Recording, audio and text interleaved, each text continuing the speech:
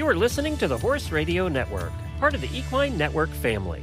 What a beautiful day for horses in the morning. You are listening to the #1 horse podcast in the world. Here is your entertaining look at the horse world and the people in it.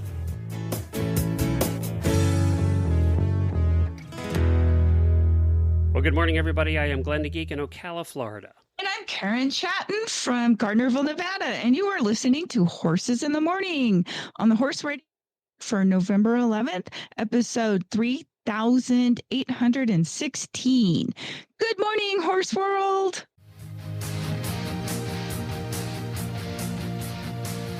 When your start time's on Saturday and your finish time's on Sunday, and it doesn't get much better than best conditioned, and completing the challenge is the challenge, you're an endurance rider.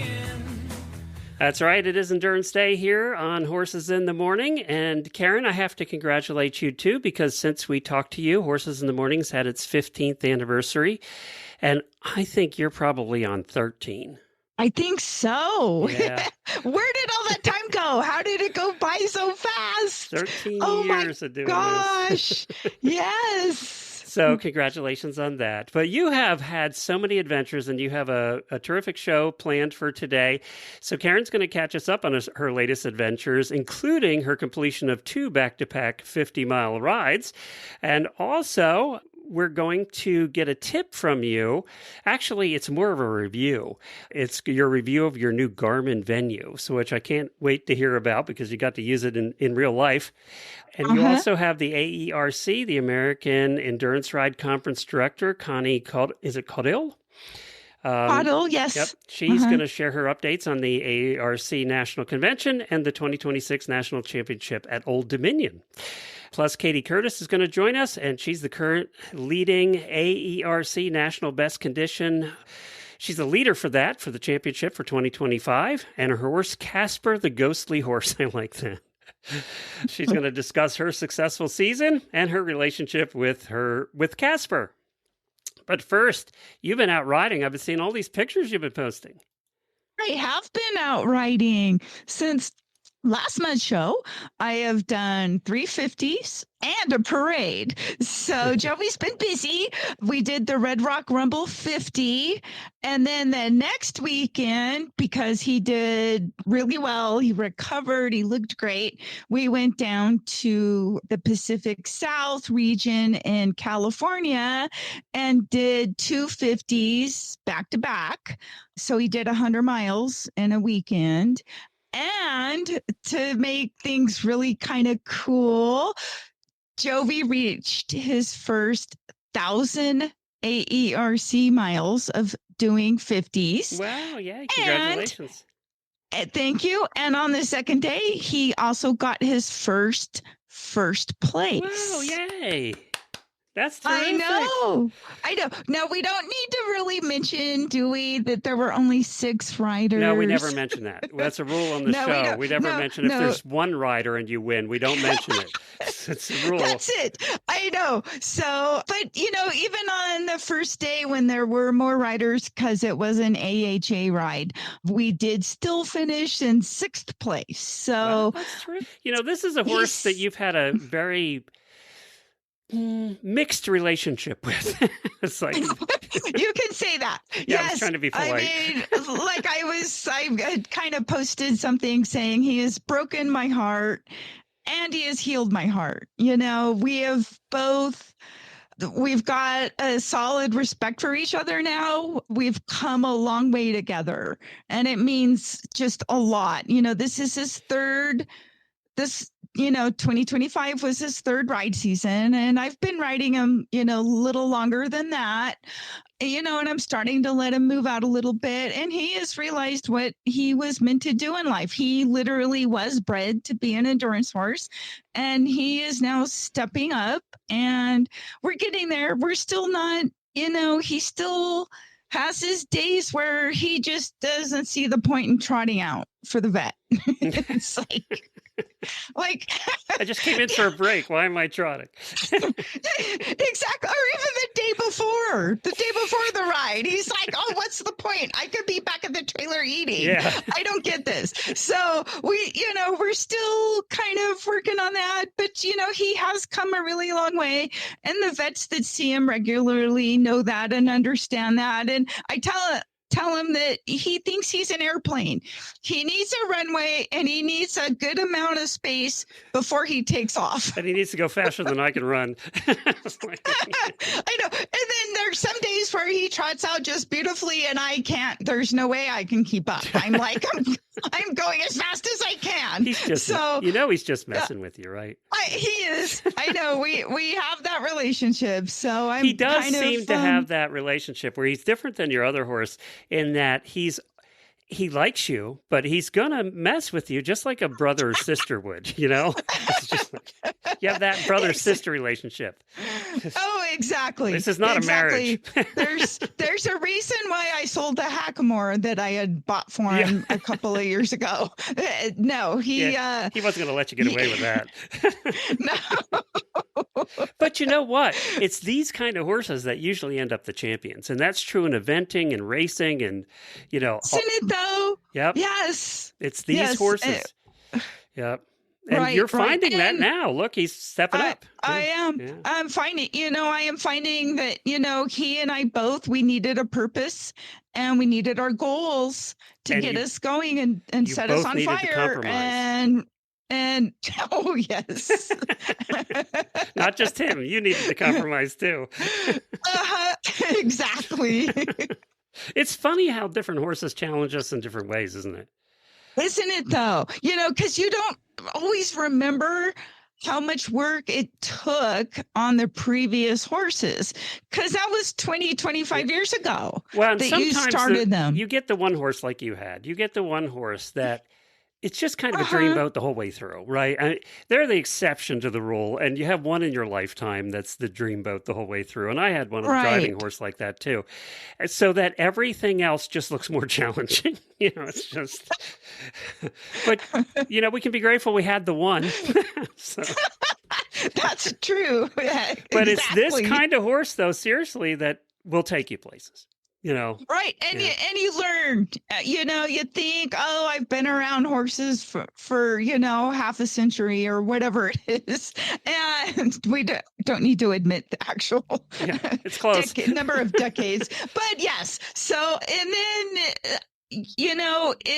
I have learned I really appreciate this horse for everything he has brought into my life, because we have a great relationship. But it wasn't. But it's different. Handed to me. Right. We had to earn it. Relationship than the last one.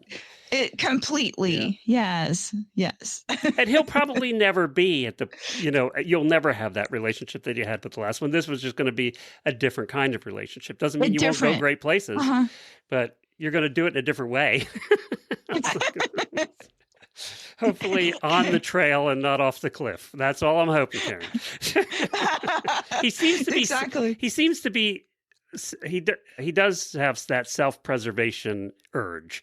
So yes. So that's good. Good. He's a horse that if I was younger and wanted to do Tevis again and again and again, which sometimes it's because I live so close to that ride. Mm-hmm. I'm 60 miles from the start, so that's why I just kept going and doing it on Bo. He did it 6 times, but I think this horse could flawlessly carry me through that ride. We're gonna he would find be out. Awesome.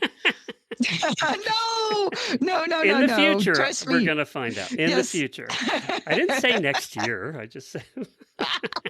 I know. And what's really funny is, like, if you go back a couple years, I thought this horse was just going to be too lazy. He just didn't have it in him. And then one day, all of a sudden, somebody flipped his switch on. Yeah, you thought it was going to be the other horse, actually, that stepped up. At that time. Yeah, one of my other ones, like Cowboy or Saint Croix. So, yeah, It's been a journey. Well, how do you do in the parade? That's fun. A whole different ballgame. Oh, the funny part is they put Jovi in the front because he's confident and bold. When he gets in a parade, he's not afraid of anything. He wants to be in the front. If he had his way, he would pass up every entry and finish first. So blow by those bands and the floats and the I know. And then so again we got put the float in front of us. The entry was pickup, and the kid in the back, he had 2 bubble making machines. Why did they do that make put the horses bubbles behind the stupidest things? I know. And so all the other horses, they drop back behind Jovi.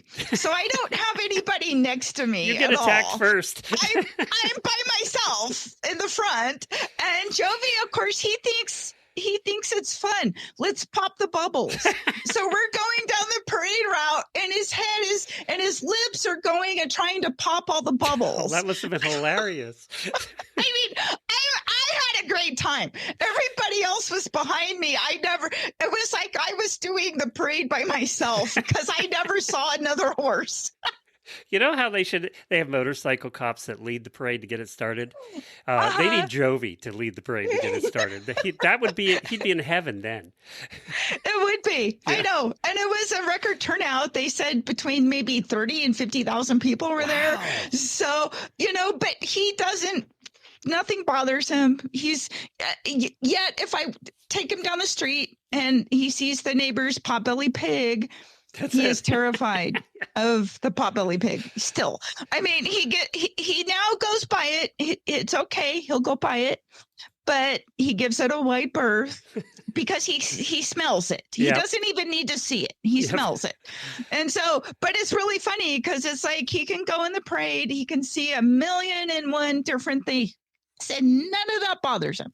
You can go do endurance rides where we are riding literally parallel to Highway 395, where traffic and semi trucks and RVs are going by at 70 miles an hour, whistling along and making all sorts of sounds. And there's trash and garbage and everything. Not a problem. But one little potbelly pig, well, it's 300 pounds probably, just lying there, not moving.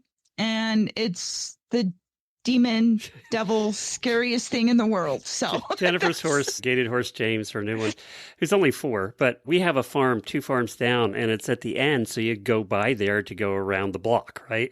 And she gets there, and it's green acres. They have pigs, they have birds, they have cows, they have horses, they have donkeys, they have everything.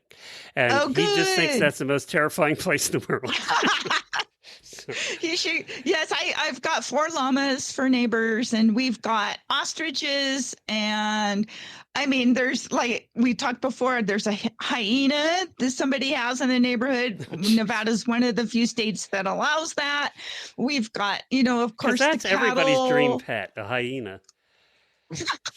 Oh, no. All right, we're going to get to your review. I want to hear your Garmin review, but first I have to talk to you about Chewy. Heavy new blankets, bulky coolers, tubs of supplements, even prescription items are no problem at Chewy. Every order over $49 ships free. So you can stock up on everything your horse needs for fall without the heavy lifting. We have even ordered hay from Chewy. Order online or in the app and let Chewy deliver right to your barn. Fast, free, and hassle-free so you can spend more time enjoying autumn rides with your horse. Start shopping now at chewy.com/equine. That's chewy.com/equine. If you put the /equine in there, they know it's coming from us and it gets us extra brownie points. So we appreciate you do that when you go over to Chewy. All right, you bought yourself a Garmin Venu X1, right? I did. All right. I did. We talked about the fact that you bought it, but you hadn't really tested it yet. So no, right. I know. And okay, so first off, one of the things I think I like the best, and by the way, Glenn, it says my heart rate has exceeded 100 beats per minute while I'm talking to you. Oh, geez, I didn't know I was that nerve-wracking. What did you do? I don't know. So, okay, no, I don't. Yeah. So anyway, I'm so excited to talk about the Garmin. It just sent your heart rate to the roof. So one of the best best things about it is the battery life, because for years I had been using Samsung Galaxy watches, and I've had 3 or 4 generations of those. Those were great for what they did, but you do have to charge them like every day. Yeah, I have one of those, and I have to charge it every day. Yep. Yes, you do. Otherwise, it's not going to really, because the whole point of having a health monitor for me is that it monitors your health. And so in order to do that, it needs to be turned on and charged. So you've got to charge it every day. I've never been able to use the nighttime thing because I always charge my watch at night, and you can't wear it and charge at the same time. So I never get the nighttime stuff. Exactly. Yeah. So that was the big drawback of some of those other smartwatches. So the Garmin is really kind of cool because under normal use, not following a trail on an endurance ride and having it on for, all day, it will go 6 or 7 days without needing a charge. Really? It really literally does. Yes. Wow. And if I'm using it on an actual endurance ride for the 350s that I've used it on so far, it has worked flawlessly. I've had it on up to like 13 hours and not run out of power using it to follow tracks. So a lot of the rides these days, the ride managers will send you out the GPX tracks ahead of the ride. So you go into the Garmin Connect app and add it to your watch, and it uploads it to your watch. So you can now activate those tracks during your endurance event and follow them. And so the nice thing is it will let you know, like, I tested it the day before on a couple of the rides just to test it out. And I would get about 50 feet off trail and it would then alert me. So like if you miss a turn or you get off trail, you can't find a ribbon, there's tracks going both ways and you're not sure, at some point, this will alert me and tell me, and it'll show on the map an arrow, the actual tracks, and where I am in relation to that. So I can quickly figure out, I missed a turn right back there. Does a little message pop up that says, "Hey, dummy, you're lost"? Well, pretty much. Yeah. So it's wonderful though, because it's on your wrist. And so I have it set. I just lift up and turn my wrist and it comes on and I can quickly see the map and the tracks and see where I'm supposed to go or where I was supposed to go and get right back on course. So I never go very far off trail. When you were using the same kind of technology with an app on your phone, you had to pull your phone out and make sure it was turned on. And then it was hard to see in certain light. And then, of course, after several hours, you had to worry about the battery. So this kind of eliminates all of that. So I'm like, I really like this. It's not as thick and heavy as the Galaxy that I had, although the screen is larger and it's very clear, easy to see. It's super bright. It also does all of the health stuff. Like now I've had it for several weeks. It tells me my average resting pulse is at 58, which I guess is really good for a senior person my age. That's terrific. I know just not good. That's great. It is. And so it also tells me my sleep score, which is not very good for the most part because I have 3 old dogs and that they're the reason I don't have a good sleep score because they don't obey the time change. They resist it. And so before, when they thought they needed to be fed at 5 or 6, now it's 4. So my sleep score isn't good. It also tells me like I have a body battery score, a stress level, my heart rate variability, all sorts of stuff that's really good. Tells me about my recovery, especially, after an endurance ride. The best sleep score I've had was the night after I did the parade. So doing a 50-mile endurance ride or 2 50-mile endurance rides in a weekend did not earn me the best sleep over doing a parade. So, okay. And then the other thing that I want to mention about this Garmin Venu is that it has a built-in white and red flashlight, which is incredibly useful. I had no idea how useful. It's bright enough. I can, if my horses are standing out in the dark, I can turn it on and it lights them both up. Wow. For your Very watch. clear. Yeah, from my watch. And then, so if I'm going out, because now it's dark at 5 o'clock. So when I go out to feed in the evening, I just turn it on. I can turn the white light on, or I can also switch over to the red light. So that doesn't blind the horses. But I can still see to get the hay, open the gate, go to the feeders. And so it's really wonderful for that.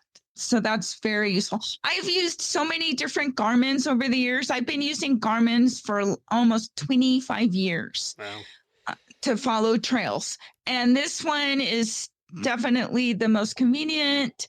And it does so much more because it also is a health monitor that tells me so much about my health, which I find really useful too. It also does the notifications and all that. So if you're driving and you got your hand on the steering wheel, it'll pop up your notifications. So you can just let's get back not be interrupted. Let's get back to the ride. I have a couple questions. So if it's on all day and you're using it, do you get 1 day out of it? How long do you get out of it then?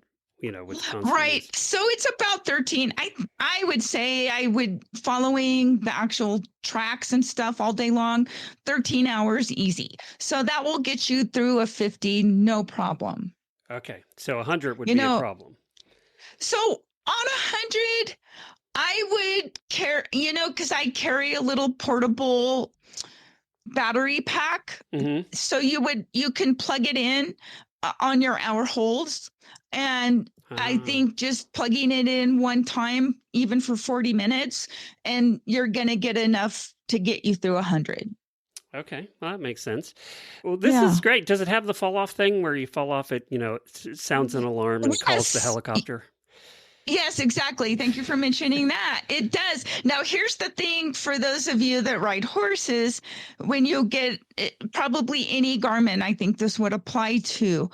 It does not do the emergency alerts if you have a hard fall, if your activity chosen is horseback riding.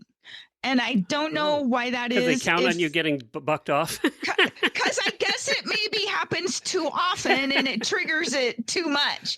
So I have taken regular bicycle riding and I have renamed it to my horse's name. Okay. So it's one click of one button, activities, Jovi. Oh, so you put it on bicycle mode. And I put it in bicycle mode because if I have a hard fall or I come off, it will do the emergency alert to my husband and it sends the emergency alert and as well as the GPS coordinates with a link to the map of my exact location. It doesn't automatically do 911, does it? It can. Those are all settings you can choose.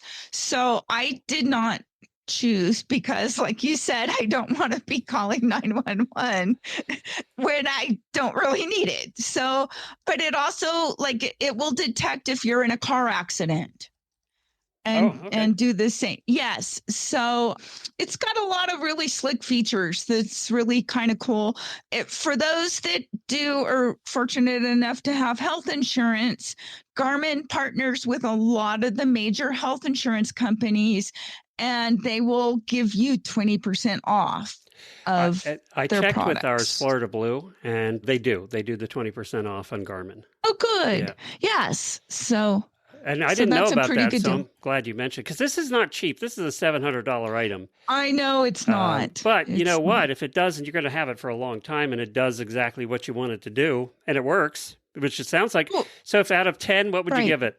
1 to 10, 10 being the best. Probably a 9. I know they do they have versions that have longer batteries, but they're thicker and bigger, and I wouldn't be wearing it all the time. There you go. So you wear this as your normal watch? Yes. Okay. Yes. And it works really good. Well, so yeah, I've been real happy with it. And anybody that wants to use it as a heart monitor for themselves or for their horse, Kristen at the Distance Depot sells the adapter kits. So if I want to use this as a heart monitor on my horse, I just need to buy that adapter kit with the electrodes, and then I can connect it and then also learn my horse's. I can see that his heart monitor or heart rate is up over 100 when it shouldn't be. And then I can panic and freak out. Well, that's terrific. I'm glad to hear it worked out so well. When you spend that kind of money, you want it to be you want it to be a 9 out of 10. So Exactly. And Kristen sells them over to Distance Depot, right? She does sell several different Garmin products. Yep. Definitely. All right. Well, we're going to go to her next. So next up is Kristen at the Distance Depot. Thanks, Karen. Thank you for joining us this morning, Kristen. Good morning. Thanks for having me. And we have a fun topic today. We are going to talk about saddle pads, which is something near and dear to every endurance and trail rider's heart, because we love our saddle pads, and you have quite a selection to choose from. We do. It's probably one of the biggest things we get asked about. Which saddle pad which is the best one for me to use? That's, such an individual thing, but we do have quite a variety. Some of our most popular pads are the Toclat line of saddle pads. We have the Matrix T3 line, which is probably their newest line of woolback and coolback saddle pads. The woolback is Toclat's version of wool, and the coolback is a synthetic material. Both are machine washable, both wear like iron. I just love their regular woolback and coolback pads that they offer. And we do have them in endurance type styles and also in the English dressage type styles. So lots of options to choose there. The T3 line has impact protection inserts that can go in them. They don't have to go in there, but it's probably the most popular option. That Pro Impact insert is made from a Poron XRD, which is perforated, so it's breathable, and the impact protection is basically like no other impact protection in our industry. Really top of the line as far as that goes for you and your horse. And it does make a difference. You can feel it through the saddle, I believe. I remember being at an equine affair, and they were showing a display where they were like dropping a bowling ball on that Matrix pad, and it just absorbed the shock. It is totally absorbed it. So amazing. And we do have a video, so you can go onto the Pro Impact inserts and watch the video. We have it attached there on that product. And so you can watch the video and see, we don't do it with a bowling ball. We do it with a small ball bearing, but the impact protection is the same. You see it drop, you can hear it on the wood. And then when it comes to these inserts, there's no noise when it hits that, and the dispersion stops completely. It's pretty amazing to see. Wonderful. Yeah. We also have a thin line saddle pad page, which we offer that. They also have the impact protection, different type of foam, but still offering some protection there. And the Skeeto saddle pads are quite popular too, and they have an open cell foam insert inside of each one of those pads. So that's not an option. They just come with those options, with that impact protection pad inside of it. Most of our pads also open down the front of the saddle pad. This Matrix line does open down the spine, but it leaves an opening channel for between those inserts for that heat to escape. So lots of really nice options here for saddle pads. And what about the colors? If somebody were to want to have a color to match their lovely Biothane Distance Depot tag. Yes, of course. Yeah, the coolback material. So the woolback is just a creamy beige color. And I know some people are really kind of freaked out about how dirty that's going to get, but they really do stay pretty clean. You can hose them off in between and or throw them in the wash. and they just pop out in that creamy color for years and years. But the cool back is the one that's available in all the colors. And I think we have over half a dozen colors: black, royal, red, purple, forest green. We do have a beige and a white. What am I forgetting? Brown, navy blue, lots of colors. And the Skeeto pads come in colors too. The Skeeto pads, yes, I stock them in black and royal blue. Those are the most popular, but we do have a special order item for each pad. You can do a special order. They typically take about 2 to 3 weeks for Skeeto to make those. So do expect a little bit of a wait on those special order colors. Otherwise, we do stock the black and the royal blue in the Skeeto pads. Okay, and I see you've got Super Core. We do as have well. Super Core. Yeah, and that's a pretty interesting pad. They're fairly popular. That Super Core material is a kind of a waffle, plasticky feeling. It's not a fleecy pad, but it goes directly on your horse's back. It actually was developed, if I'm not mistaken, for like wheelchair-bound patients and bedridden patients, that material. So it's quite good for impact protection too, and easy hose them off, and they're, good to go. So yeah, they're super nice pads too. Okay, and how would somebody get in touch with you? Well, if they have any questions, they can certainly call, and we can walk them through all of the many options and choices. And or they can visit us at www.thedistancedepot.com. Okay, and what was your phone number again? Oh, sorry. It's 866-863-2349, and it is on the website. You can find it there. Okay, thank you so much, Kristen. Want to reach a passionate, engaged audience of horse lovers? The Horse Radio Network, with thousands of listeners worldwide, offers unique sponsorship opportunities to connect your brand with horse owners, riders, and enthusiasts. Over 90% of our listeners have bought a product from a HRN ad in the past year. Partner with HRN and take your brand to the next level. Visit www.horseradionetwork.com/advertise today. Next guest up is Connie Caudill, who is an AERC director and an endurance rider. And she's joining us this morning to talk about the upcoming 2026 AERC National Convention and the National Championship ride for next year. Our new ride season starts December 1st, so this is great timing. Thank you, Connie, for joining us. Hi, Karen. Thank you for having me. All right, so let's start with the AERC National Convention. For the first time in AERC's history, it is going to be a virtual convention. So tell us about that. Okay, actually, it's the second time. We had to have it that way in 2021 during COVID. Because during COVID, I forgot about that. Yes. My mind just erased that whole. We all try to forget about it. We all try to forget about it. Sorry about that. Okay. But this one, right. this one's very well planned. It wasn't just thrown together all of a sudden.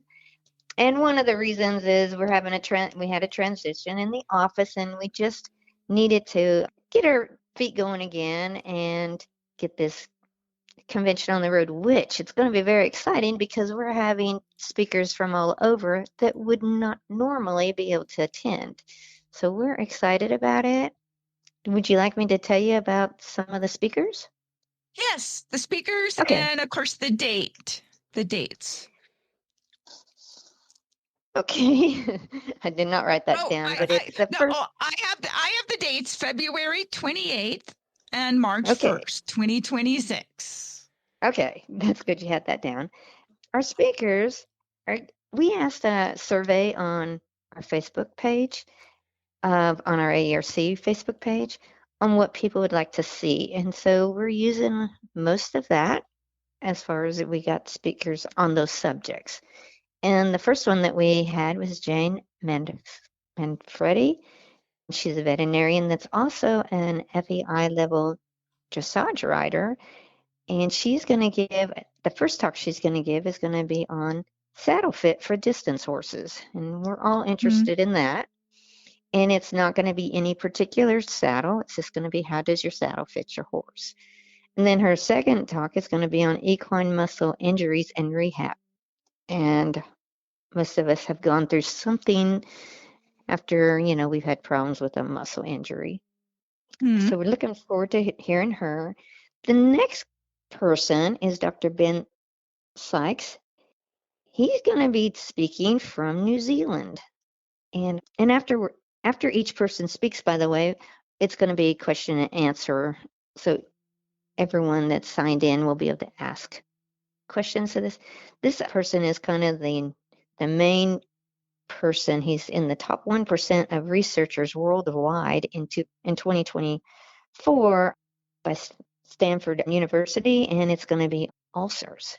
And we're all interested. And so his topic is equine ulcers more than just free choice hay and no carbs? So I think we're all going to be interested in hearing him. And next is going to be Laura Warden, which she speaks a lot on our Facebook page on nutrition.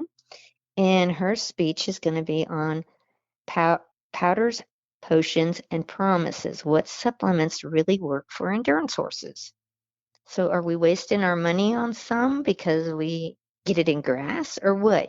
She's an expert on this and is also an expert on analyzing hay. So that'd be good. And then after that, we have Dr. Lainey Newcomb.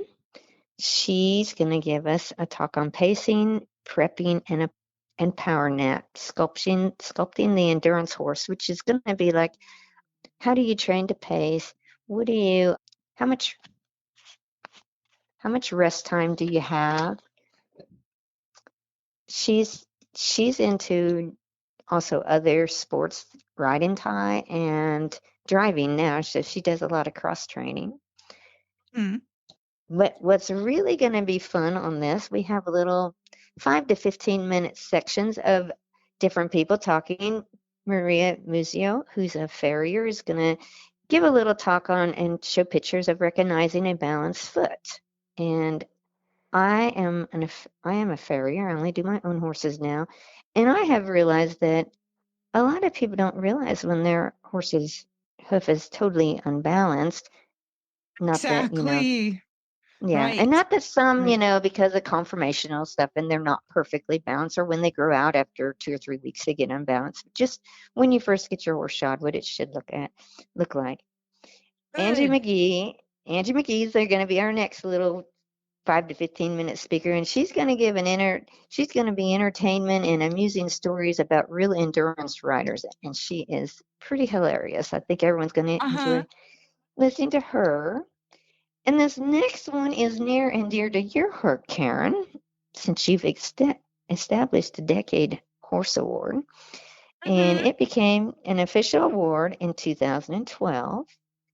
And you know that this acknowledges the horse and rider team that's completed at least 50 miles or more over a 10-year period.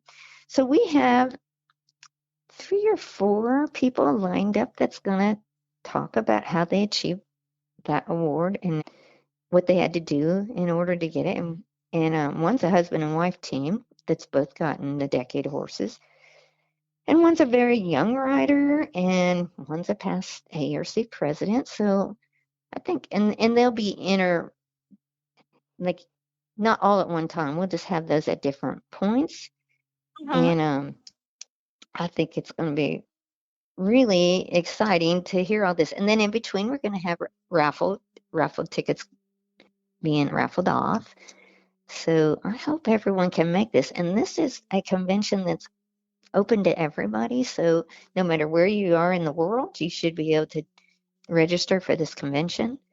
You can register for 1 day or 2 days, whichever speakers you want to hear. But I'm hoping we get a good turnout for this.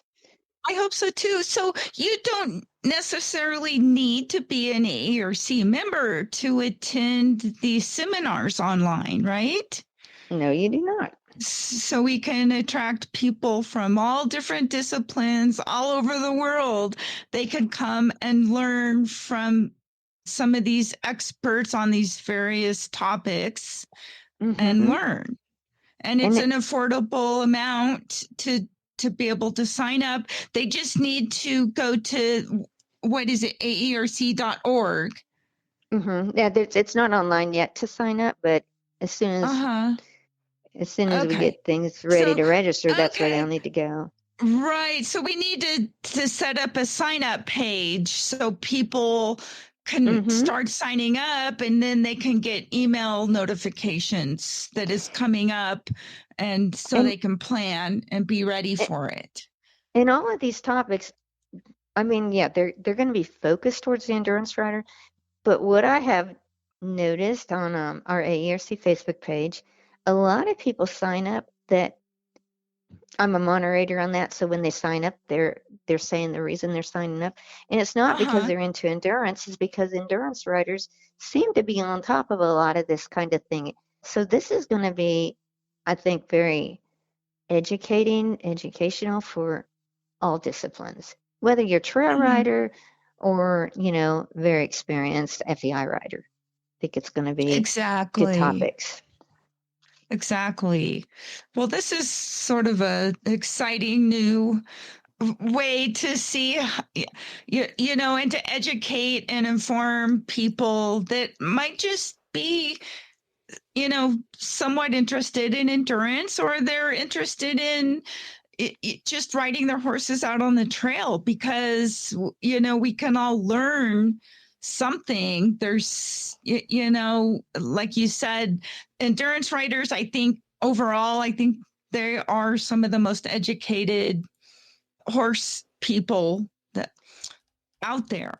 Yeah, there. So And tell us, another, I'm going to tell you about one more, and this is going to be good for everybody. And it's going to be a fitness panel of riders, but it's going to be different ages. So it's going to be how they stay fit throughout the different ages. And we have Ha, who has been in this a really long time, Tammy Raju, and Victoria Metzger, and she's the youngest. So we're going to have different ones tell us how they stay fit, which if you're like me and you're getting older, you want to hear that. How are they staying fit to keep riding?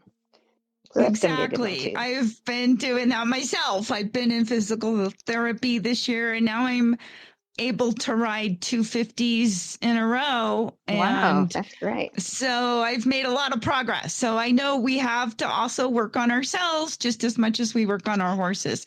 So let's just real quick, tell us about the 2026 National Championship ride. Is it going to be at Old Dominion? It's going to be at Old Dominion, and it's in June, and it's going to be, they have 100-mile continuous trail loop, and there is not very many rides like that anymore. Right. That you don't come back into camp. And they have 50-mile loop also. So they'll have both the championship rides going, and then they'll have open rides also. So you can go and ride the open 100, or you can go and ride and you don't necessarily have to be an AERC member to ride those. You have to qualify for the championship rides. And then it's going to be, they've held it before, and they have a pretty good completion rate. It's a really tough trail, but they have a good completion rate. They have excellent vets for it. We are doing something new that the board voted on, the AERC board voted on this year, and for the championship ride, every rider that completes the 100 in the championship ride will receive 100 bonus points in their regional awards and in the regional points and their overall points. And then the 50-milers will receive 50 points of bonus points. And that will be in overall and regionally. So I think that's going to help them want to complete, not just to go out there and try to, win, because you're going to get a lot more awarded to you to complete. Okay.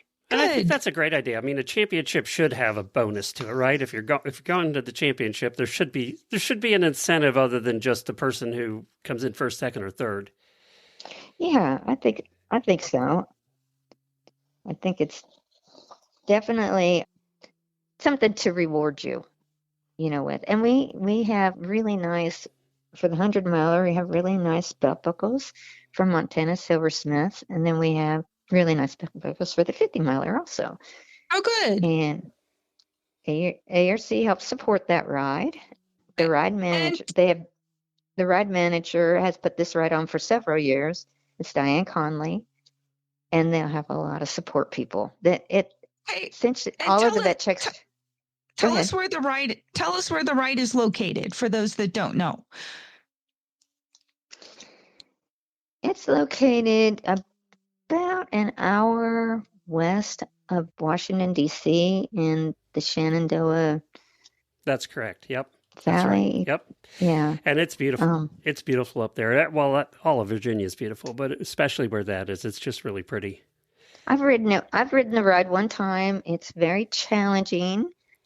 The year I rode it, there were 99 riders in it. It was a big ride. Oh, wow. And so hopefully we'll have a large ride this time. And also during the ride, this might be of interest to other people, the Eastern National Championship Ride and Tie is going to be held over the 3 days too. So it's 3 days because you're going to have, one day you're going to have the 50, then one day you're going to have just open rides, 25 milers also are going to be there. And it's just an open rides. And then we're going to have one day of the 100-mile, and the 100-mile be both open and championship. And they're separate rides, even though they're riding together, they're separate rides. That sounds fun. Well, Connie, thank you so much for joining us this morning. We appreciate your time. Even under the best circumstances, travel is stressful for horses. We've all been there, stuck on the side of the road in the middle of nowhere. You can make the journey knowing that US Rider is there for you. Get peace of mind on the road with US Rider's nationwide 24/7 roadside assistance coverage for both you and your horse. Join today at usrider.org. All right, up next is Kayti Curtis, who is currently leading in the AERC National Best Condition Championship for 2025 with 10 best conditions on her horse, Casper the Ghostly Horse. I love that name. You win an extra award just for the name, I think. Okay, welcome, Kayti. So tell us, what first got you hooked on endurance riding, and how did you end up with Casper the Ghostly Horse? Yes, so I got Casper. Actually, he came out of a kill pen in Texas. So he was bought sight unseen for $800 and delivered to me in North Carolina, and the rest is a little bit of history. But okay, Kate, hold on a second. You got your horse out of a kill pen, which usually they're in great shape when they come out of a kill pen. And then you went on with this horse to win 10 Best Condition Awards. I got to tell you, that says a lot about you. It really does. I think it says a lot about him most of the time, but I'll take that too.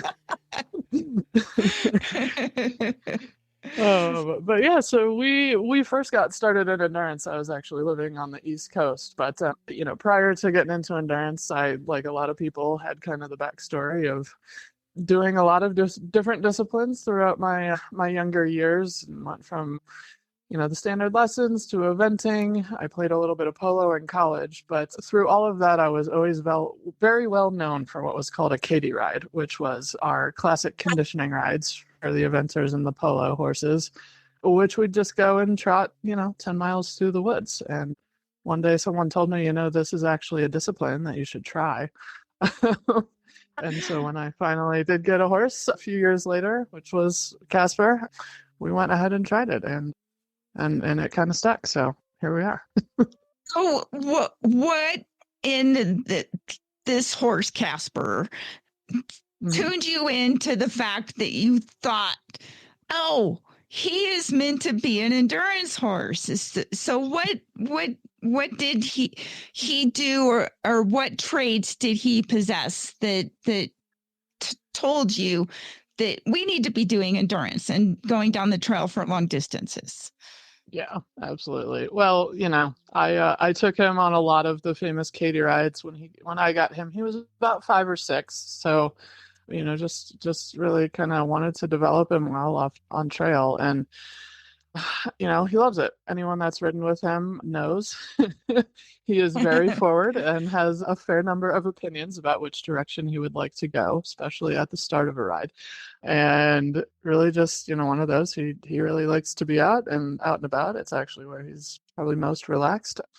So we just kind of kept doing it. And I'm fortunate to live here off of some BLM land just down the street. So we've got plenty of opportunities to get out and about. And it's where I like being too. So it's our happy place. Okay, so how many seasons does he have now? I would have to check, but I think we are actually at about 6 now. Okay. All right. Yeah. So kind of walk us through your career. Like, how did you get him started? And then when was the turning point when you realized he was fit and strong enough to start running up in the front so that you could top 10 and show for your best conditions? Yeah, absolutely. So, again, anyone that's ridden with him knows this horse and I have had some struggles over the years. He is a big personality for sure. And just came, to me with a lot of anxiety and just some issues to work through. So we've spent a lot of time, with him just working on keeping his head together and kind of that mental toughness that we talk a lot about in the sport, and really just focusing on building that and making sure that he's, physically fit to get where he needs to be. But, when we first started, I think I spent, most of my time just kind of gallivanting around. I was living in North Carolina on the coast at the time. So we got to do a lot of really cool stuff, on the beach and going through a lot of sand. We don't really have a lot of hills out there. So I think having a lot of the sand when he was in his early training years definitely helped a lot. He learned how to use himself and get through that. And then those East Coast rides with the humidity, one of his classic moves, he'll dunk his face in a water trough, basically up to his eyes, so that he's not spitting water out of his mouth through his bits. So that one's always a popular one. But I think he really just making sure that he learned how to take care of himself over the first few years of rides. And it was definitely a journey for sure. He was very terrible at eating when we first started and very terrible at drinking when we first started. And I was just wanting to be in the mix and see what was going on. But he's definitely learned to take care of himself for sure over the last few years. And that's definitely, I think, where we've had the success we've had this year. But, this horse for sure has taught me a lot and made me kind of learn a lot. I spent a lot of time, in particular, he used to overreach really, really badly. And I struggled the first few years just keeping any kind of hoof protection on him, which set me off on the road of learning how to trim my own horses and shoe my own horses. So I do all 7 now. Oh, wow. You have 7. I do have 7. We've got all the way from our 2-year-old colt all the way up to my 34-year-old retired polo pony. So there's plenty of fun to be had around here. It's safe to say you're pretty much hooked on the sport now.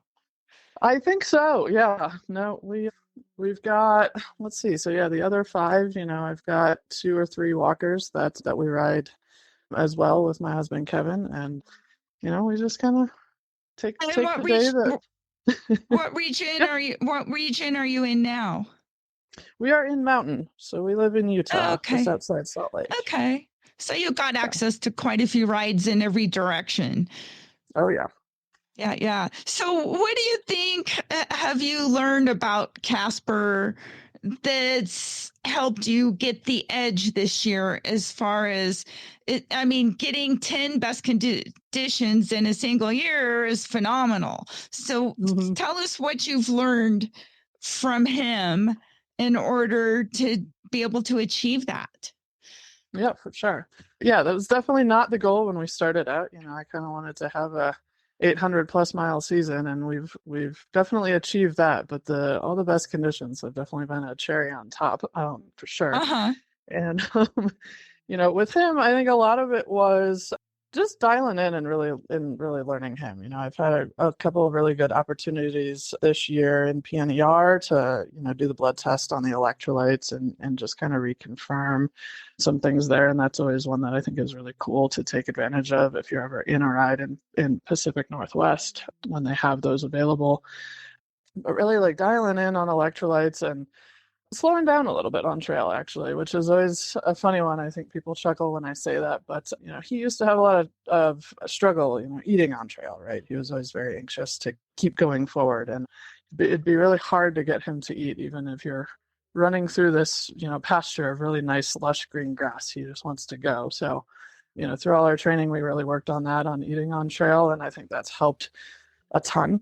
Just getting him to a point where he can relax enough to keep his belly full and really keep him going throughout the rest of the ride. And then, for me too, just learning management for me, making sure I'm, balancing. I'm not a small rider. I'm at the top end of middleweight most of the time. And he is not the largest horse, although he always gets called the tall Arab with the crazy blue eye. So really just making sure, working on me as well, making sure I stay balanced because, you can almost always tell when I'm not. He'll definitely show it. So, I'd say that. And then really the feet, I think, has been the biggest thing too. I think he gets very happy feet. You can tell when he's got a new shoeing and when he's feeling good with his new shoes. So look at his happy feet and go gallivant around. But a lot of that, and then, we spend a lot of time on the road, so really just working on his trailering skills. And it was funny, I actually tell people this a lot. I finally got a camera in our trailer at the beginning of this season. My husband Kevin installed it for me, which was wonderful. And I always noticed he was never really eating well in the trailer before. His hay bags would always still be full when we got to camp, and it's been really fun to watch him in the trailer and figure out which way he likes to ride, so I can put the hay bags directly in front of his face, and that actually I think has helped a lot. Well, that's eating a lot better. Yeah, that's interesting. So if you were going to give a tip to somebody starting out in their first 25s or 50s, what would be the tip that you would give them? Yeah, for sure. I think, what I'd say is keep going. And people probably hear that a lot, but right, I think, my first couple rides, especially on Casper, were always actually very frustrating. And I think a couple of people will laugh when they hear this, but there was a point a couple of years ago, I actually thought about selling this horse because he was just making me insane. Sound familiar, but at that point, Karen? Karen's going through that right now. I've had one of those too. I can totally relate. Exactly. Once you crack it, right? But it's all the much better when they do work out in the end. It's wonderful, isn't it? Exactly. Yeah, really starting to turn a corner. But, that's what I'd really say is to keep going. And, like I said, this is the horse that really motivates me to keep going in my education and, try and learn new training methods and try different things. So, the biggest thing, I think, when we turned a point with Casper, at the beginning, when I started riding, I was very, everyone kept telling me, oh, make him walk and make him listen to you at starts in particular. And we always ended up in these huge fights. I think a lot of people have witnessed one or two of those. And I think we really started turning the corner when, I'm going to try the other way. Just let him go. Let him move his feet. I heard from a couple people, and that was a big one too, of just, all right, we're gonna go and kind of control the chaos. And at that point, I think he, a lot less arguments and a lot happier horse, and has really been able to turn a corner. So it's funny you say that, because we were talking about that earlier in the show, about how the horses that usually are the best horses in eventing or whatever discipline you want to name, even horse racing, are that personality, right? Mm-hmm. They're the ones where you just need to get the hell out of their way, let them, and compromise with them, right? You have to compromise with them because they're going to do kind of what, they hate to be reined in, quote unquote, pun intended, but they will end up being the best horse you've ever owned, right? Oh yeah, yep. It's just that it's tough to get through that first phase, to where you both have agreed where the compromise is, exactly, and then staying alive through that phase, and then we're just hanging on for dear life. Exactly. You're out the other end.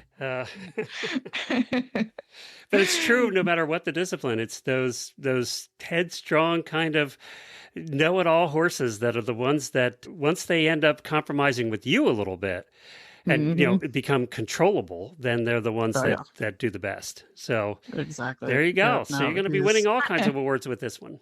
Wow.